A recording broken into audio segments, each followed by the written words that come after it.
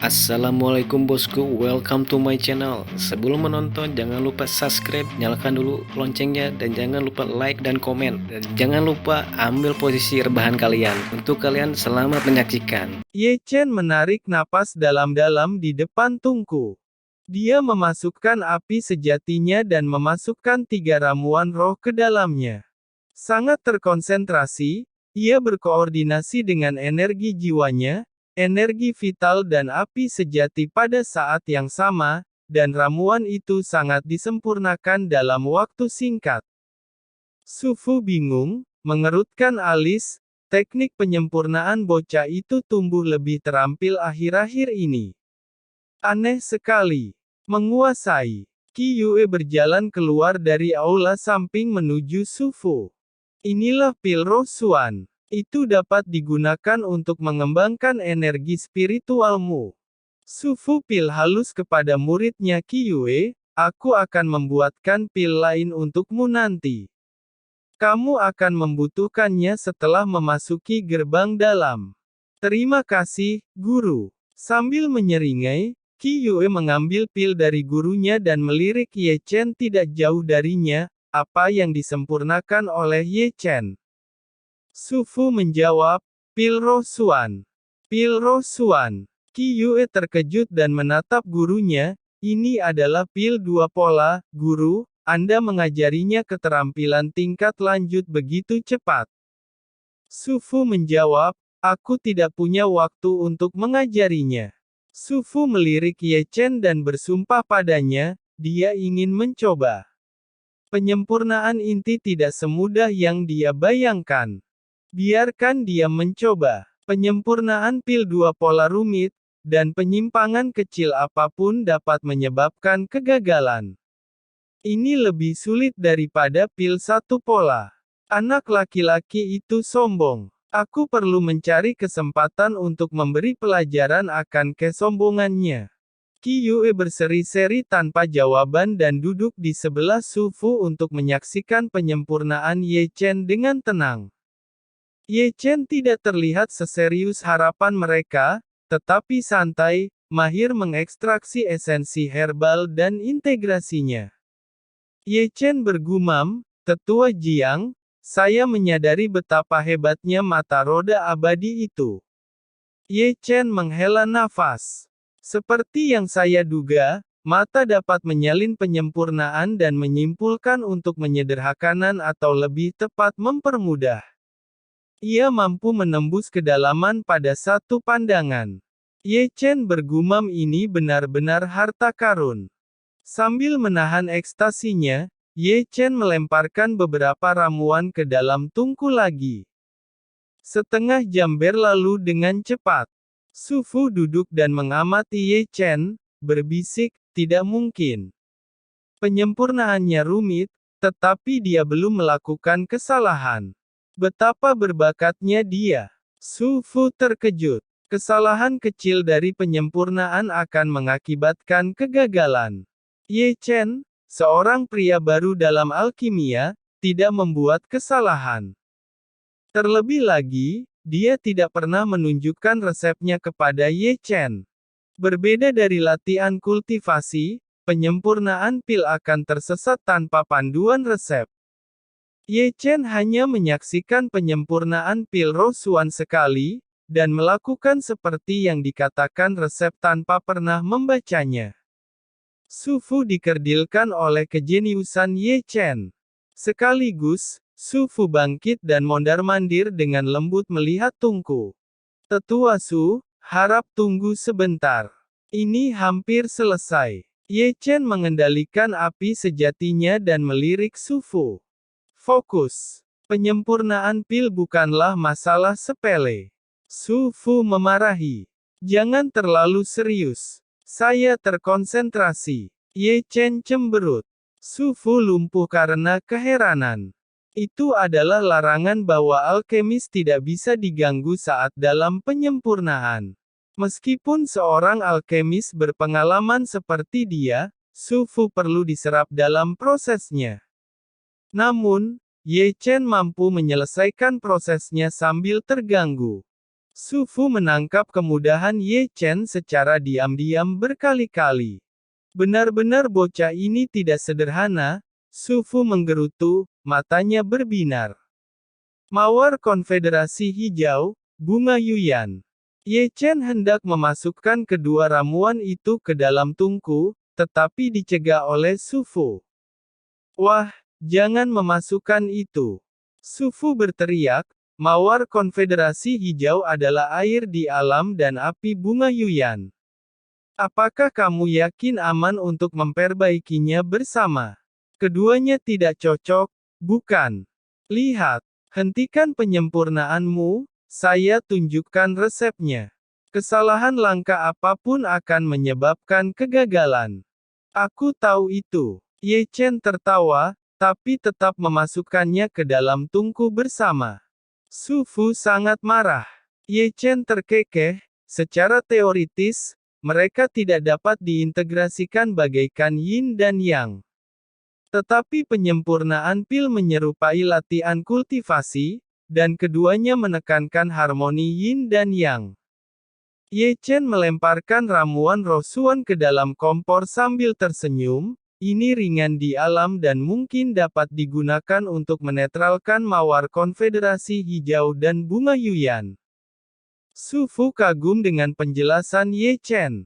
Ramuan rosuan, mawar konfederasi hijau, dan bunga Yuyan. Su Fu bergumam, tenggelam dalam pikirannya. Kamu benar. Mengapa saya belum menemukan metodenya selama ini?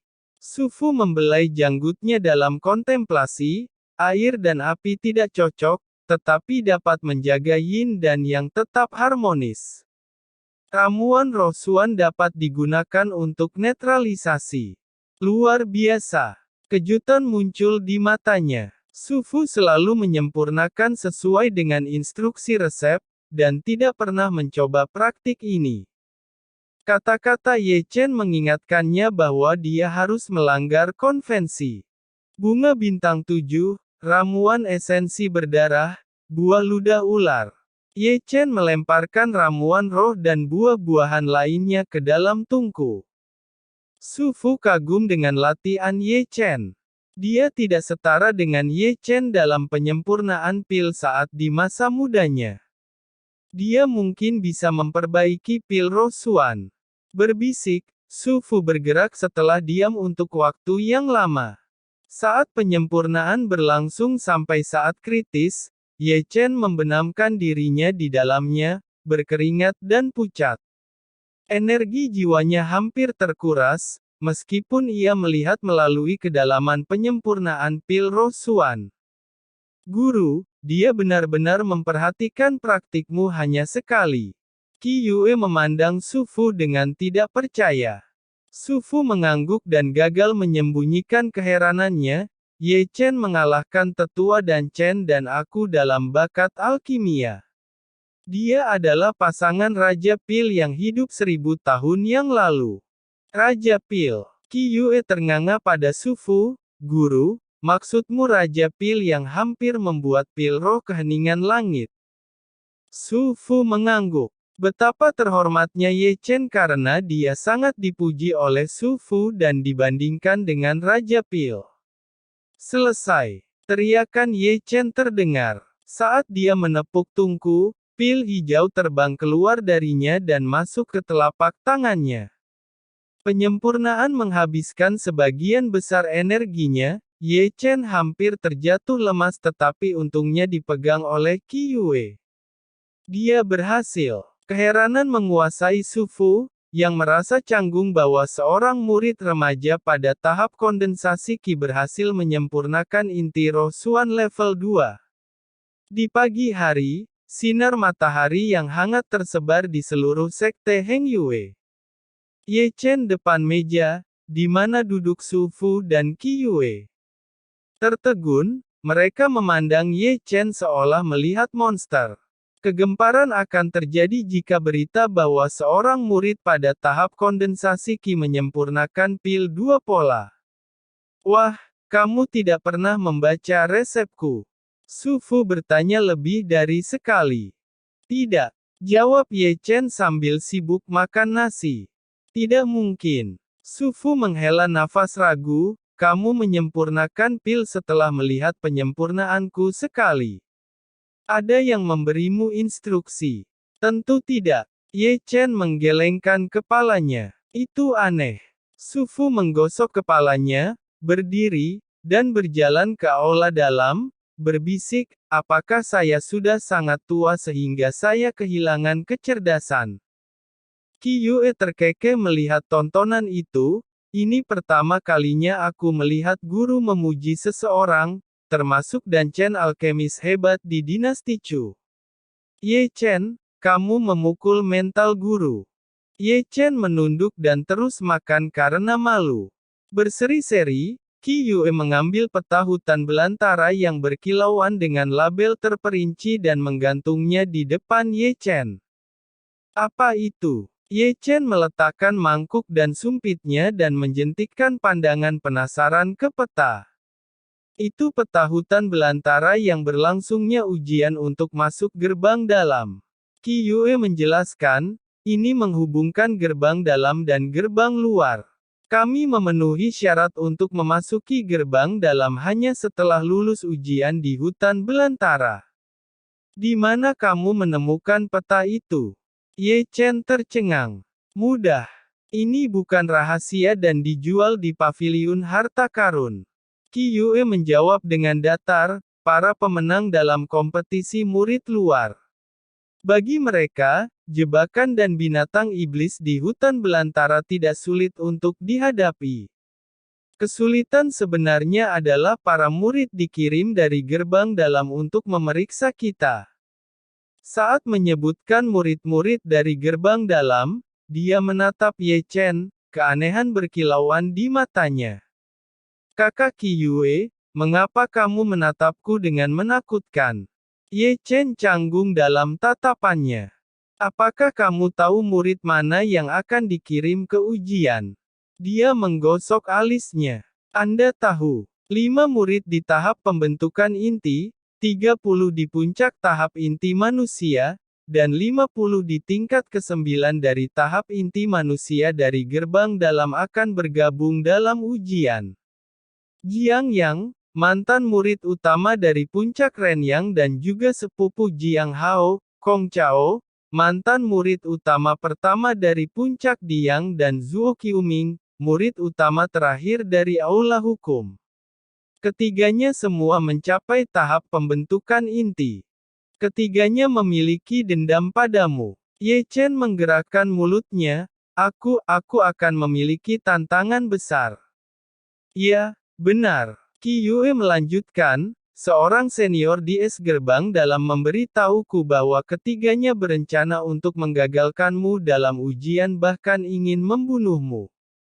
Semoga sukses dan hati-hati. Ye Chen bertanya, apa para tetua sekte dari gerbang dalam mengatur ini dengan sengaja? Ye Chen menutupi setengah dari wajahnya. Dalam kompetisi murid luar, dia telah bertemu banyak murid yang luar biasa, dan kesamaan terjadi dalam tes hutan belantara. Kesengsaraannya di hutan sudah diramalkan. Dia akan dipukuli sampai mati oleh Kong Chao, Jiang Yang dan Zuo Qiuming jika halangi oleh mereka. Ujian di hutan belantara mengandalkan kerja tim, kamu hanya berdoa untuk dipasangkan dengan orang kuat. Jika kamu satu tim dengan Xie Yun dan Huo Teng, akan mudah bagi kamu untuk masuk ke gerbang dalam. Selain itu, hutan belantara sangat luas, tidak sesederhana itu bagi mereka untuk bertemu denganmu. Pokoknya, semoga berhasil. Qi Yue mengangkat bahu dan pergi. Mereka semua adalah orang-orang yang luar biasa. Ye Chen berdiri, mondar-mandir ke tungku, dan mengeluarkan ramuan roh yang dipetik dari kebun obat roh. Seketika, api yang sejati dipanggil dan ramuan itu dilemparkan ke dalam tungku. Ye Chen mengantisipasi bahwa pertarungan yang lebih sulit menunggunya dalam ujian hutan belantara dalam 2 hari, oleh karena itu mengisi bahan bakar pil untuk membantunya merevitalisasi adalah kebutuhan. Lebih banyak yang harus dipersiapkan. Kali ini, tekniknya menyempurnakan pil mahir berkat mata roda abadi, dan kecepatannya 3 kali lebih cepat dari sebelumnya. Tidak lama kemudian, aroma obat yang padat dan menyegarkan memenuhi paviliun pil, dan pil superior berkilau seperti permata. Qi Yue dengan gaun bersalju mondar-mandir untuk berlatih kultivasi untuk ujian, dengan pedang roh ungu. Dentang. Saat pedang roh berdengung, dia membenamkan dirinya dalam latihan. Ye Chen menyipitkan mata padanya atas kehalusannya. Dengan langkah lembut dan gerakan yang dalam, dia dipusatkan oleh awan kemerahan spiritual, seperti peri. Dan pedang roh di tangannya bergerak seperti kelopak virtual yang melotot dan jatuh. Keterampilan pedang bunga. Ye Chen bergumam, mengenali keterampilan itu. Ye Chen mengaktifkan mata roda abadi tanpa diketahui. Semua gerakannya dan bahkan arah yang mengalir ketika dia mengayunkan pedang terukir di mata. Mata roda itu terguling, menembus gerakan dan mengirimkan misteri keterampilan kepada Ye Chen. Ye Chen bergumam, "Kakak senior Qi, saya tidak mempelajari keterampilan Anda secara diam-diam, tetapi untuk membuktikan satu hal dari kekuatan mata." Dia mengunci matanya padanya, menggerutu. Ye Chen sedang menguji kemampuan mata untuk menyalin dan menyimpulkan. Karena bisa menghancurkan penyempurnaan sufu dalam membuat pil, itu juga pasti mampu membongkar keterampilan Suan. Itu membuktikan bahwa tebakan Ye Chen benar. Mata menemukan kedalaman keterampilan Qi Yue. Betapa menakjubkannya itu. Ye Chen menyeringai dan menarik pandangannya darinya, mencibir, "Berkat mata abadi, aku bisa menyalin menguasai banyak keterampilan rahasia di masa depan." Kemudian Ye Chen fokus pada pemurnian pil. Ketika kegelapan turun, dia mengumpulkan api sejati dan jatuh ke tanah, energi jiwanya terkuras oleh pemurnian, kepalanya sakit seperti ditusuk, wajahnya putih pucat. Tetapi usahanya dihargai, pil pengisi energi sudah cukup untuk ujian hutan belantara setelah kerja keras 1 hari. Pada malam hari, Ye Chen berlari keluar dari paviliun inti roh dan menyelinap ke paviliun harta karun. Tidak cukup baginya untuk hanya mempersenjatai dengan pil, dan dia harus menyiapkan beberapa kebutuhan untuk ujian hutan belantara dalam 2 hari. Pang Dahai keluar pada saat kedatangannya dan menatapnya dari atas ke bawah, dengan satu klik lidahnya, "Kamu pulih lebih dari sehari. Kenapa bisa begitu? Tetua tolong jangan mengolok-olok saya. Saya datang ke sini untuk berbelanja." Ye Chen berbisik setelah memastikan bahwa tidak ada orang lain di paviliun. "Tetua, apakah Anda memiliki bom asap dan dupa untuk membuat orang pingsan?" Pang Dahai mengangkat alisnya, "Untuk apa kamu menggunakannya? Saya punya tujuan sendiri." Ye Chen terbatuk hampa. "Kamu sedang merencanakan sesuatu yang keji?" Pang Dahai memutar matanya, mengenal Ye Chen, seorang anak laki-laki yang tampak jujur, dan meletakkan tas penyimpanan di atas meja, "Periksa apakah isi di dalamnya cukup."